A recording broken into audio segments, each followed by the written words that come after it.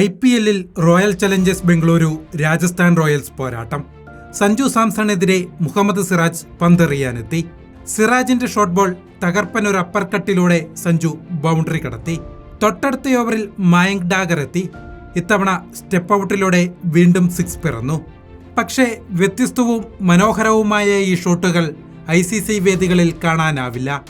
അതാണ് ആരാധകരുടെ വിഷമം. കാരണം എത്ര മികച്ച ഇന്നിംഗ്സ് കളിച്ചാലും സഞ്ജുവിനെ ഇന്ത്യൻ ടീമിൽ എടുക്കില്ല.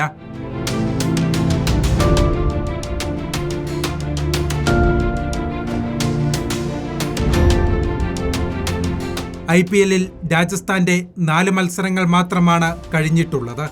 2 എണ്ണത്തിൽ അർദ്ധ സെഞ്ചുറി, അതും സ്വന്തം ടീം പ്രതിസന്ധിയിലായ സമയത്ത്. നായകനായും വിക്കറ്റ് കീപ്പറായും മികച്ച പ്രകടനം. നമ്മളിൽ ഒരാൾ നന്നായി കളിക്കണം. രാജസ്ഥാൻ ടീമിന് സഞ്ജു നൽകുന്നത് ഈ ഉപദേശമാണ്. അതെങ്ങനെയാവണമെന്ന് അയാൾ ആദ്യ മത്സരത്തിൽ കാണിച്ചു. തുടക്കം ഗ്രൗണ്ടിനെ മനസ്സിലാക്കണം, അത് കഴിഞ്ഞ് വെടിക്കെട്ടാവാം. പിന്നെ റിയാൻ പരാഗ് കളിച്ചതും സമാന ഇന്നിംഗ്സ്. IPL-നിടെ 2020 ലോകകപ്പിനുള്ള ഇന്ത്യൻ ടീമിനെ പ്രഖ്യാപിക്കും. ഇത്തവണ ലോകകപ്പ് ഉയർത്താൻ സഞ്ജു ഉണ്ടാവുമോ? Indian cricket കാത്തിരിപ്പിലാണ്.